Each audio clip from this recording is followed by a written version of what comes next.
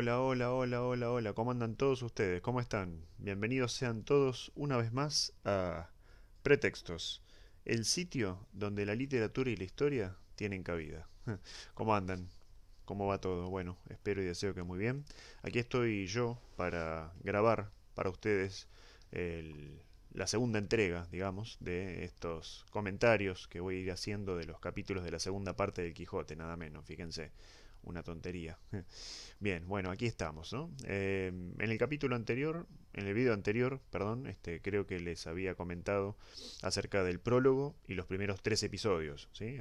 Don Quijote está allí, digamos, recuperándose en su casa y con la idea de poder volver a las andadas, ¿no? De poder volver al ruedo, como quien dice. Bueno, hoy voy a retomar entonces desde el capítulo 4, ¿sí? Bueno, acá tengo el machete.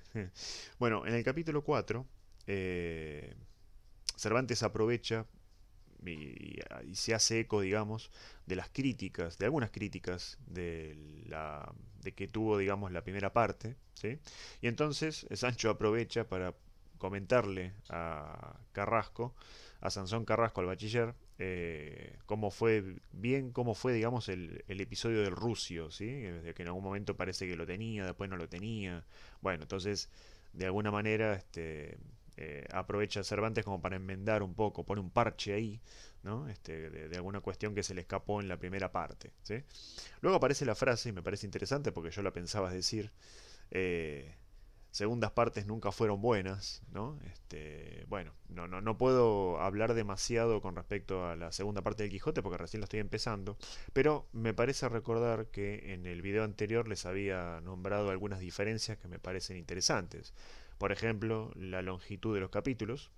Y hay algo, hay me parece una maduración del escritor, no lo tacho de inmaduro, ¿no? Al contrario, pero me parece que la segunda eh, está escrita de manera diferente, ¿sí? No sé si tiene que ver con el tiempo de la escritura, con la maduración del personaje, del propio autor escribiendo. No sé, no lo logro captar del todo, pero siento a medida que voy leyendo algo distinto, algo es diferente, ¿sí? Es como si el auto tuviese un andar distinto, ¿no? No sé cómo decirlo de otra manera. Así que sí, esto de segundas partes nunca fueron buenas. A veces hago el paralelismo con el cine, ¿no? Uno dice, bueno, la primera parte tuvo mucho éxito, sacan una segunda, bueno, y a la segunda no le va tan bien. Bueno, yo creo que en el Quijote es al revés, ¿no? La gente la gente que sabe, digamos, no yo, con respecto a la obra y al autor, dice que la segunda parte es inclusive mejor que la primera. Entonces, leer esta frase ya en el capítulo cuarto, ¿no? Me parece que es una clara indicación de lo que, o podría ser una clara indicación de lo que Cervantes esperaba de esta segunda parte también, ¿sí? Eh, bueno, entonces nos enteramos aquí en este capítulo que Don Quijote pretende salir en un espacio de 8 días nuevamente y entonces le encarga a Sansón Carrasco un soneto, creo que es, acróstico, que reúna las letras, que componga el nombre Dulcinea del Toboso, ¿sí? Entonces ahí hay un pequeño inconveniente porque, bueno, según una composición, según otro estilo de composición, bueno, faltan letras, sobran, pero bueno, Carrasco promete hacer lo que Don Quijote le pide. Y también le pide encarecidamente el caballero andante que no le cuente nada al resto, digamos, ni al ama, ni a la sobrina, ni al cura, ni al barbero. Así él podía salir limpio y tranquilo en su resolución, ¿no? De poder perfectamente salir sin que nadie se lo estorbe, porque bueno, Don Quijote será loco, pero no es tonto, sabe que la sobrina, por ejemplo, intenta persuadirlo para que no salga, o que el ama se opone. Bueno, ¿no? Más ver cómo estos dos personajes, especialmente creo que la sobrina, lo trata a Sancho, ¿no? Impidiéndole a veces el paso o peleándolo, ¿no? Cuando va a ver a su señor. Bueno, es que es claro indicio de que piensa de que, bueno, no debieran estar juntos, ¿no? Si bien componen un dueto bastante particular. Bueno, en el capítulo que sigue, el capítulo 5, eh, volvemos a esa exquisitez del diálogo, ¿no? Aquí pasa algo bastante particular. Me río porque me gusta cómo Cervantes juega con las herramientas literarias que tiene, ¿no? Y entonces, ya en el capítulo anterior, en el que estaba comentando recién, en el cuarto, ya advertí que el habla de Sancho, ¿no? El hablar de Sancho ya se volvía mucho más retórica.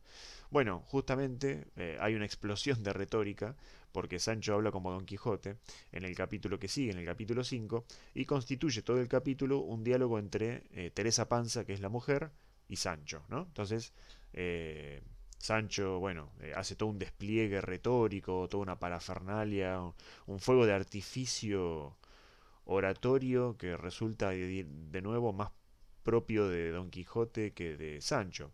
Por eso hay una aclaración, que podría ser también irónica según como se lea, que dice, digamos, el traductor, ¿no?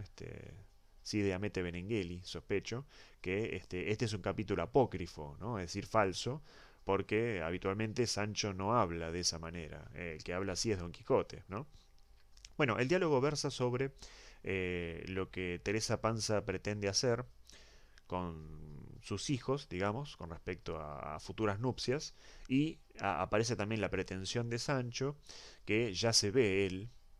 Creo que está todo acomodado a la forma en la que hablan, ¿no? El discurso es, las posturas son muy humilde y sencilla la de Teresa, como su hablar, y muy encumbrada y lujosa, ¿no? Ostentosa, diría inclusive, la de Sancho, que pretende que cuando él sea gobernador de la ínsula va a casar a Sanchica, que es su hija, con algún otro noble, digamos, y así puede encumbrar a la familia. Mientras que la idea de Teresa Panza es, bueno, básicamente casarla con un vecino. El vecino la quiere bien, parece, no es una mala persona. Entonces ahí también hay un contraste notable entre el contenido y la forma, ¿no?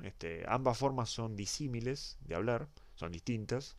No diría antagónicas, o pueden ser complementarias, mucho más sencilla la de Teresa, mucho más rebuscada y culta, si se quiere, o elevada la de Sancho, y también esas formas de hablar revelan en algún punto el pensamiento de ambos, ¿no? Mientras Sancho pretende casar con un noble a su hija, Teresa Panza dice, no, no va a pasar. Bueno, hay una especie de pelea entre los dos, ¿no? Inclusive Teresa Panza en más de una vez le dice, no entiendo la forma que tenés de hablar, no entiendo qué me estás diciendo. Y bueno, es un capítulo que resulta interesante desde un punto de vista de la composición literaria, ¿no? Porque también la sorpresa del lector es, pero si Sancho no habla así, ¿no? ¿Qué pasa? Y acá sí, hay que decirlo, en correspondencia con la primera parte, no hay ningún género de encantamiento, ¿no? Se supone que Sancho es el mismo Sancho que conocemos siempre, con sus evoluciones, con su recorrido, con su madurez y, por supuesto, ningún personaje es estático, me parece, o por lo que vi, pero bueno, es un cambio notable, digamos, ¿no? ¿De dónde sale toda esa retórica de un día para el otro de Sancho? Eso es algo que el autor no explica, o si lo leí no lo recuerdo, la verdad que no sé dónde está. Bueno, vamos a seguir un poco. Muy bien, en el capítulo 6 hay un diálogo delicioso entre la sobrina y Don Quijote, ¿sí? En el que ya vemos la resolución del segundo por, bueno, por salir nuevamente. Entonces, si no recuerdo mal, eh, el ama y la sobrina, ¿sí? Intentan convencerlo de que no salga, de que se quede tranquilo en su casa, de que se fije en la corte del rey, ¿sí? Que hay muchos caballeros que están allí. Entonces, claro, tanto Don Quijote como Cervantes aprovechan y los dos, entrambos diríamos, y de alguna manera Don Quijote explica la diferencia entre los caballeros de la corte, o los que están quietos, y los andantes caballeros, ¿sí? Otra cosa que explica, que me pareció maravilloso y fantástico, fantástico no porque sea fantástico en sí mismo, no por el género fantástico, sino porque me parece la forma, el modo de comentarlo me parece genial, que son estos cuatro orígenes de los nobles europeos, ¿no? Realmente me parece me parece notable, ¿no? Como si fuese una especie de justa retórica, pero consigo mismo, porque Don Quijote en ese contexto no tiene al bachiller Sansón Carrasco enfrente que opina, que coloca la tesis contraria, entonces vemos una especie de duelo digamos, o justa entre los dos, cada uno sosteniendo la tesis contraria. No, no, no, no. Aquí simplemente lo vemos a él en una especie de monólogo que, insisto, me parece delicioso. Entonces ahí vemos también la forma de pensar del personaje, ¿no? Esto que comentaba algún autor, y estoy de acuerdo, de hacer del diálogo realmente una delicia para los lectores. Fíjense en los capítulos que vengo comentando, que prácticamente, ahora me doy cuenta, prácticamente hay una variación capítulo a capítulo, ¿no? Sancho habla como Don Quijote, ya lo vemos en el capítulo anterior, más retórico. Sí, aparece Teresa Panza, que no había aparecido creo que solo había aparecido nombrada en la primera parte, no recuerdo si hablaba. Bueno, ahora en la segunda parte habla, de una manera, bueno, no sé si decir rústica, pero sí bastante sencilla, ¿no? Como de la gente del campo, de los labradores. Eh, y ahí también aparece, ahora que lo pienso, todo el refranero, ¿no? Porque tanto Sancho como cuando vuelve a hablar como Sancho hablaba, ¿no? Como Teresa Panza en este capítulo, eh, se despachan muchas veces con una serie de refranes, ¿no? Sí, así que bueno, aquí también Don Quijote aporta lo suyo con respecto a las formas de hablar y al contenido y demás, ¿no? Interesante. Bueno, eh, entonces, en el capítulo 7, que es el último que voy a comentar hoy, la sobrina le pide, ¿sí?, a Sansón Carrasco que trate de persuadir a Don Quijote para que no salga, ¿sí? Bueno, eh, habría que ver por qué motivo, pero Sansón Carrasco hace lo contrario, ¿no? Cuando lo ve, para seguir un poco la burla de los personajes de la primera parte, bueno, se prosterna a sus pies, te le besa la mano, ¿no? Flor de la andante caballería, en fin, bueno, toda la burla y la sorna allí. Entonces, al contrario, ¿no? La sobrina le pide que lo convenza de que no salga y Sansón Carrasco dice, bueno, no tarde usted en salir, no sea cosa que los menesterosos sufran, que las viudas lloren y flaqueen, ¿verdad? Que los niños sean castigados y no sé cuánta cosa más. Entonces, al contrario, ¿no? Digamos, te estoy pidiendo freno y me das acelerador. ¿Qué pasa? ¿No?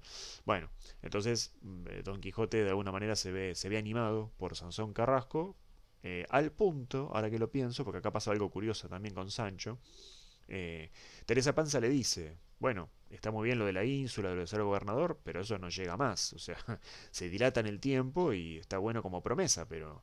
Entonces, en este capítulo que les estoy comentando, Sancho habla con Don Quijote y le pide si le puede dar una especie de mensualidad, ¿no? Digamos, de sueldo por mes, ¿no?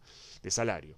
Entonces Don Quijote hace memoria y dice, bueno, sí, muy linda la propuesta, pero nunca leí en ningún libro que el caballero le pagase al escudero en metálico, digamos, ¿no?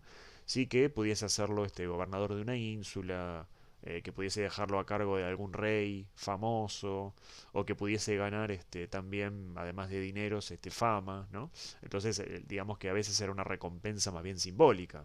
Pero bueno, Sancho está ocupado en eso, y entonces Don Quijote en algún momento le dice que no se preocupe, que si no lo quiere acompañar, ya se iban a sumar a su causa escuderos, y Sansón Carrasco, no recuerdo si escuchando o no el diálogo, se ofrece en ese mismo capítulo.